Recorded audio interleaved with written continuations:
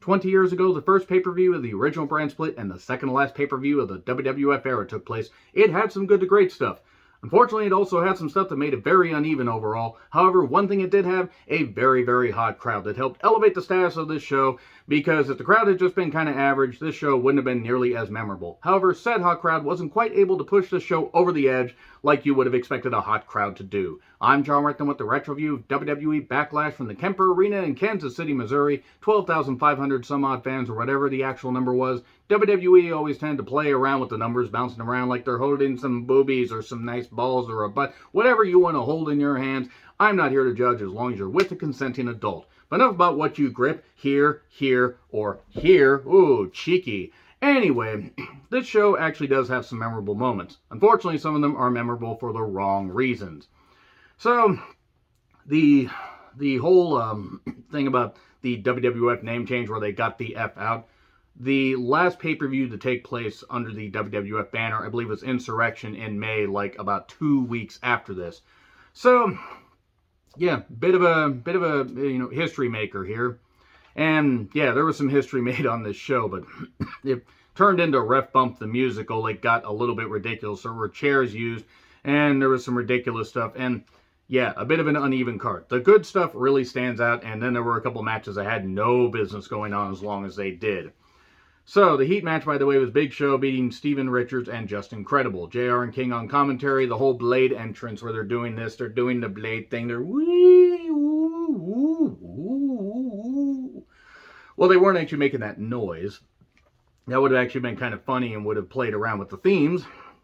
But we have Tajiri with Tori taking on Billy Kidman for the Cruiserweight Championship.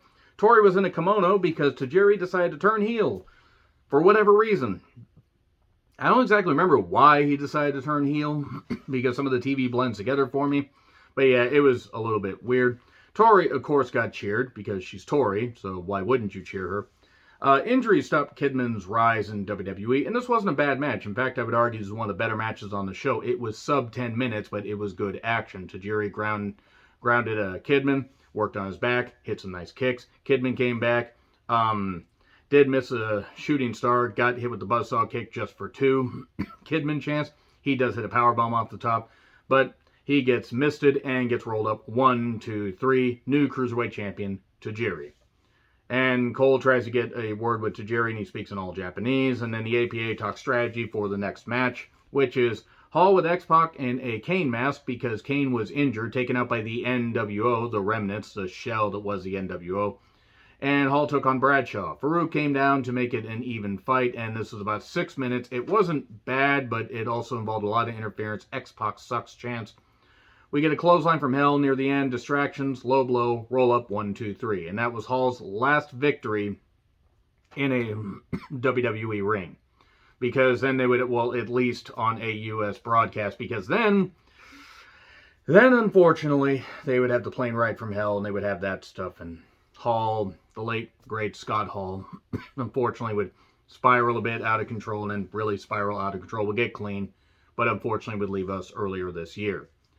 So yeah, not a bad match, and at least it didn't overstay its welcome. Vince saw Ric Flair backstage, and he praises him, being in shark-infested waters, and how you get to find out what it's like to be an owner, how your employees don't respect you, and he says, maybe you could be more like me. I'll never be like you, Flair says. And then Flair turned exactly like how Vince was and became drunk with power. Good thing Flair was never drunk with power, on a wrestling show, except he was in WCW. And boy, that was a goddamn mess, even though Flair tried to make it work. So, we then get Trish making her entrance. She had beaten Molly Holly to become the #1 contender. And Molly comes down and knocks Trish for cheating and not being pure and wholesome. They have a brawl. She sends her into the steps as Jazz is making her entrance. And then Jazz basically beats Trish in about 4.5 minutes. Trish tries to make a comeback, but gets locked, the STF locked on her and gets tapped out. And then we get a video package on the Hardys, and the Bork Laser making his pay-per-view debut. Paul went through Lita's bag of stuff, and then Matt got F5'd on the stage during this recap. And then Brock Lesnar with Heyman, the advocate of the universe, took on Jeff with Lita. Weird hearing Bork's old theme. Very old theme. And Brock or Bork, whatever I call him, either one. He mauls Jeff for a bit. Jeff chops him down, hits a swanton, and tries to use a chair, but then gets F5'd, and then Heyman says, don't pin him, hurt him. And then he hits a bunch of power bombs, and the referee stops it. So there you go. It was effective. So far, the show was actually not that bad. And the show kept going from strength to strength because the next match is Kurt Angle versus Edge. And this is right after Edge had decided to say, the crowd should say, you suck, you suck. And it was quite good. The crowd loved Edge, and it was well-paced. Kurt landed on his head at one point after a German suplex. That was pretty goddamn deadly. Angle tumbled outside, doing the over-the-top rope spot that he always did. Edge hit a crossbody. We get an Angle Slam for 2. Wow, people don't kick out of the Angle Slam. And then we get a roll-up for 2. We get a chair to the head, but just for 2, it looks like Edge is going to get the victory. And there were quite a few boos because people felt that should have been the finish. But then Edge goes for a spear, gets hit with a kick. Angle hits the Angle Slam again. 1, 2, 3. And this will lead to a much better match. Hair versus hair at Judgment Day 2002. That I will also be retro-viewing at some point. And then here's Jericho, who is not on the card, says he was in the main event of WrestleMania 30 days ago, the Undisputed Champion. Now he can't be on the show. Kansas City doesn't deserve him. Hogan doesn't deserve to be the champion, and he's leaving. Except he's not leaving because we know he's going to interfere because he practically telegraphed it. If he had telegraphed it anymore, there would have been Morse code across the goddamn screen. Taker non-verbally tells Flair, I'm watching you. I always feel like somebody's watching me. I'm gonna rest in peace. Oh. And now you won't be able to unhear that. So Eddie versus RVD for the Intercontinental Championship. Eddie had just returned to WWE after a sabbatical. Okay, he got fired and then had to do the indie stuff. Ring of Honor, IWA, Mid-South. And actually appeared on the second WWE World Wrestling All-Stars pay-per-view. And teased something with Jerry Lynn, and then I don't believe anything came of it because he signed with WWE again pretty soon after. But he got clean. At least he got clean from the... Look, let's just say it. I mean, we know Eddie was juiced, so was everybody, and unfortunately it was part of what led to his death. And I love Eddie. I miss Eddie every goddamn day. I miss him to this day. I'll miss him until the day I pass. Because he was truly one of a kind. Taking on the man who was one of a kind. The first thing, a damn good series, actually, including a ladder match on Raw where a fan interfered, and that fan should have been beaten with sticks until he stopped moving. So anyway, who is the master of the Frog Splash? Well, we find out that Eddie was after he used the Intercontinental Championship and hit a neckbreaker on and then hit the Frog Splash to win. But, that being said, well worked, pace was good, it was like 12 minutes, great action, and everything you would have expected these two guys to do, they were able to do. Scorpion King plug. Man, if only The Rock had other hit movies. God, what has The Rock been doing since the Scorpion King was his only hit? I kid, of course. The man has more money than 15 federal governments put together. So then we get Austin versus Taker. #1 contenders match. Ric Flair is the special guest referee. Oh, dear. This went off the rails and then kept going off the rails and crashed. It was really fine at first. I wrote down these two have had great matches in the past. And this was not one of them for a few reasons. One, the match went 27 minutes and it probably should have gone 17. I'm just saying, this should have not gone on as long as it did. I don't care if Taker's the big star. I don't care if Austin's the big star. Two of the biggest stars of that era. Like, truly. And two of the biggest stars of, I mean, pretty much in WWE history. If we're taking a look at longevity and box office and everything, longevity in the case of Taker and box office, and also box office in the case of Stone Cold Steve Austin, because people can often forget that Stone Cold really only had a full-time run, like, for what, 6 years? Because he was out for, like, most of 2000, besides a couple of appearances, and then he took his ball and went home shortly after this. I mean, took his ball and went home. I don't blame him, actually, for leaving. But Austin was not motivated and would be gone within a couple months, and it was fine at first. There was actually some good wrestling, and Flair kept being consistent with the counts. The problem is the match dragged. And it really started to drag, and it became very obvious that they were just extending for time because some matches went short. Now, some matches should have gone short. Nobody really wanted to see Bradshaw and Scott Hall go more than a few minutes. And Trish and Jazz probably got their time cut down because they wanted this to go long. And There were a couple other matches. There was one other match right after this that probably got its time cut down. But this went a long time. The NWO shows up just to watch for whatever reason. I believe they ended up, being part of Flair's inner circle, as it were. We then get some ref bumps. We get a stunner, but Ric Flair's down. We get a low blow, chokeslam for 2, slow count.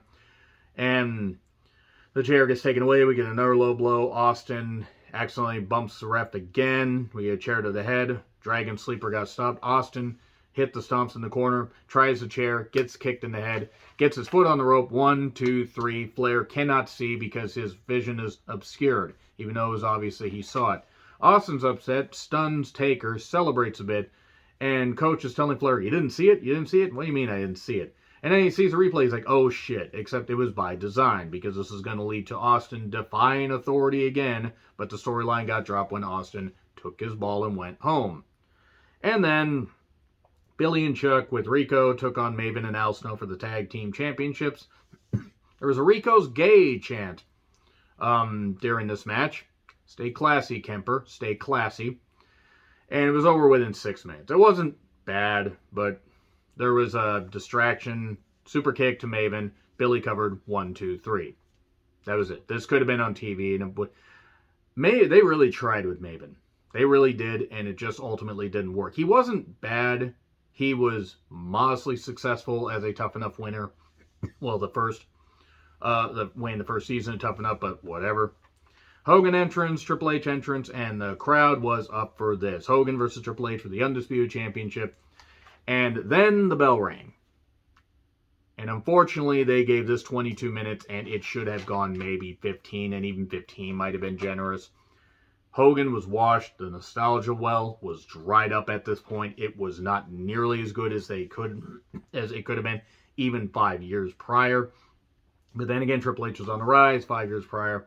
Hogan was in the midst of the whole NWO thing, but Hogan was back in the red and yellow because nostalgia and all that. The crowd cheered Hogan wildly, and they kept doing tests of strength and the slow spots and stuff like that because Hogan was virtually immobile by this point. He did hit a diamond cutter, but God, he was washed 5 minutes in. He was gassed. And Triple H wasn't exactly in the best cardio shape either. We get submission spots. We get a leg drop. Jericho runs down because he is bound and determined to stop Hogan from winning the championship and bumps the referee and hits Hogan with a chair. Triple H then attacks Jericho, throws him out, and then Hogan decides to Hulk up, but misses the leg drop, gets hit with the pedigree. Then Taker runs down and attacks the ref, busts Triple H open with a chair. Hogan attacks Taker, and then we get a leg drop for 3, new champion, and then they have a handshake, and that's it. Yeah, that was not WrestleMania Backlash. This is well before they had WrestleMania Backlash, because we all know that the backlash comes, because of matches that happened at WrestleMania. They didn't have to hit us over the head at this point. They treated us like we were somewhat intelligent, despite the fact they gave Hogan a championship run on nostalgia alone. And also, great job undercutting Triple H's momentum heading into, a comeback at the just before the Royal Rumble, winning the Royal Rumble, not having a great storyline with Chris Jericho, and cutting the legs out from under out of any momentum that he had, and then having him lose to Hogan, and then having him shake his hand.